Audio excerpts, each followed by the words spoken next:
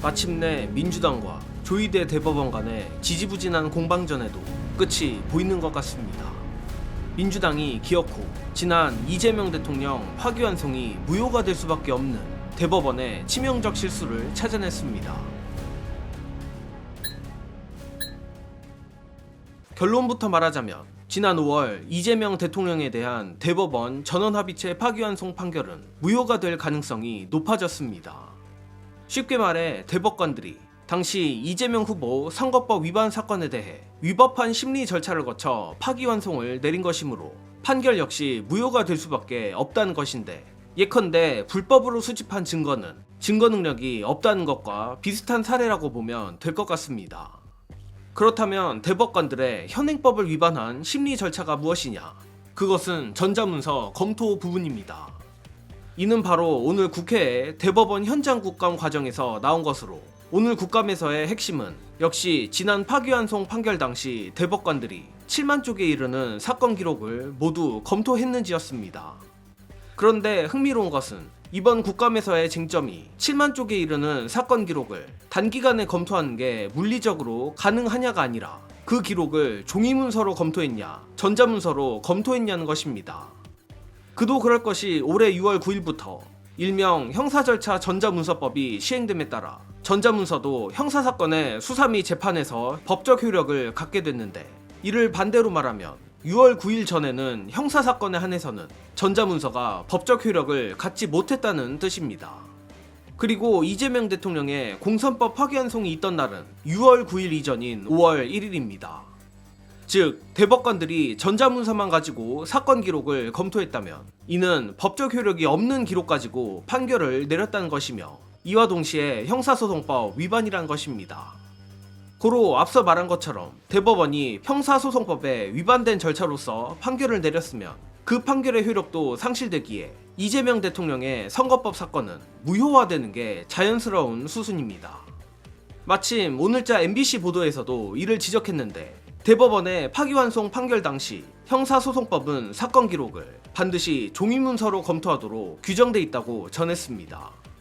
그런데 골 때리는 건 앞서 천대엽 법원 행정처장은 7만 쪽에 이르는 사건 기록을 어떻게 단시간에 봤냐는 질문에 전자문서로 스캔해서 봤다는 답을 내놓은 바 있다는 겁니다. 아니나 다를까 천대엽 행정처장도 자신이 주워 담지 못할 사고를 친 걸 안 모양인지 오늘 국감에선 종이로 된 기록만이 법적 효력이 있다고 고백했으며, 사건을 종이 기록으로 검토한 게 맞냐는 민주당 법사위원들의 거듭된 질의에는 마지못해 재판 연구관들이 종이 기록을 검토했을 거라며 희한한 답을 내놓기에 이릅니다. 정말이지 과거 천대엽 행정처장의 허접한 임기응변이 현재 대법원을 멸망으로 몰아넣고 있는데, 이에 따라 대법원이 이 위기를 헤쳐나가기 위해선 천대엽 처장의 말이 맞다 치더라도 7만 쪽에 이르는 종이문서를 인쇄했다는 기록을 내놓을 수밖에 없는 상황입니다. 물론 저로선 애초 존재하지 않을 가능성이 높은 문서 인쇄 복사 기록을 대법원이 낼 수 없을 거라 보며, 애초에 재판 연구관이건 대법관이건 기록 검토 과정 자체가 없었을 거라고 보는 편입니다. 심지어 이러한 요구는 국회가 법관의 재판 독립을 침해하는 것과 전혀 관계없고, 정확하게 말해 법관들이 사실상 현행법을 위반했냐 안 했냐에 대한 감시와 견제에 해당하는 것이라 국회로서도 거리낄 게 없습니다.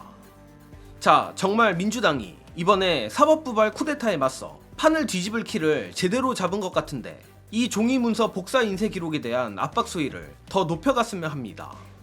그리고 마음 같아서는 현행법을 위반한 대법관들을 형사처벌까지 했으면 좋겠지만, 솔직히 말해 지금까지의 판례를 보건대 효력 없는 전자문서로 판결을 내린 것은 징계 사유는 될 수 있지만 형사처벌까지는 조금 어렵지 않을까 합니다.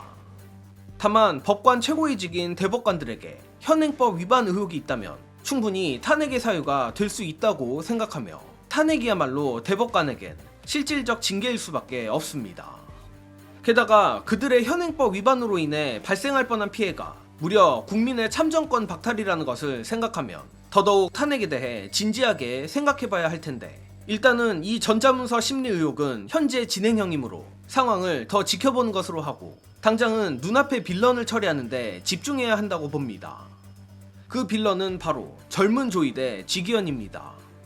가뜩이나 최근 사법부에 도무지 이해 안 되는 직위원 실드를 보고 있자면 분명 늙은 직위원 조이대로선 직위원을 반드시 지켜야 하는 이유가 있는 것 아닌가 의심하게 되는데, 그래서 저들이 약점을 노출한 만큼 그 약점을 타격해야 한다는 겁니다. 관련해 끝으로 신인규 변호사가 제안하는 현 시점 민주당이 가장 먼저 해야 할 일 안내드리며 이번 소식은 여기서 마칩니다. 영상 봐주신 여러분 감사합니다.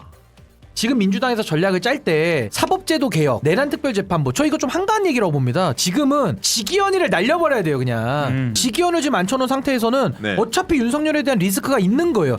가장 큰 리스크가 지금 직위원재판부의 직위원으로 심겨져 있거든요. 저는 어떤 리스크가 오더라도 날리고 시작해야 된다는 게 제 지론이고, 만약에 걱정하시는 것처럼 이러다 윤석열 재판 지연돼서 난리 나는 거 아니야? 난리 안 납니다. 어차피 추가 기소 들어가서 윤석열 잡아놓을 거기 때문에 더 중요한 거는, 만약에 직위원회가 탄핵이 됐어요. 그리고 헌법재판소 넘어가죠. 근데 만약에 조이대가 추가 법관을 증언 안 한다, 그 재판을 마비시킨다, 그건 또 조이대의 탄핵 사유가 또 돼요. 조이대의 직무유기가 되기 때문에. 그래서 저는 직위원을 지금 자리에 앉혀놓고서는요 어떤 위하 효과가 없는 겁니다. 박정호 같은 사람이 또 제2의 직위원이 한둘이겠어요? 직위원을 똑바로 처리를 안 하니까 계속 제2, 제3의 직위원이 나옵니다. 예를 들면 지금 국회에서 이준석 망원 처리 안 하잖아요. 어디까지 갑니까? 박정훈의 욕설까지 오는 거예요 지금. 근데도 그냥 넘어가잖아요. 제2, 제3의 망원이 더 나옵니다. 그래서 저는 직위원 케이스를 가지고 한 놈만 제대로 패서 너 이렇게 살면 이렇게 된다라는 걸 보여줘야 돼요. 이거를 말로만 떠들 게 아니라 맞는 말씀이에요. 확실하게 해야 돼요. 확실하게.